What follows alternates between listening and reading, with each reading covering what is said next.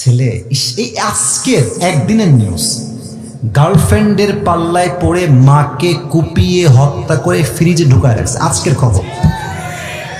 কত নিকৃষ্ট চিন্তা হতে পারে, কত জঘন্য চিন্তা হতে পারে। বেশিরভাগ যুবক মেয়েদের পাল্লায় পড়ে ছ্যাঁকা খেয়ে গাঞ্জাকে চরিত্র ইমান সব নষ্ট হয়ে যায়। যুবক ভাইরা, তোমরা মনে করো যে তোমার মায়ের চেয়ে তোমার গার্লফ্রেন্ড আপন, ঘোড়ার আন্ডার আপন। তোমার গার্লফ্রেন্ড এক নাম্বারের স্বার্থপর। তুমি বিশ্বাস করো আমার যুবক ভাই, তোমার পায়ে হাত রেখে বলছি, তোমার পৃথিবীতে একমাত্র নিঃস্বার্থ তোমাকে ভালোবাসে তোমার মা, তোমার বাবা। ঠিক কিনা বলো?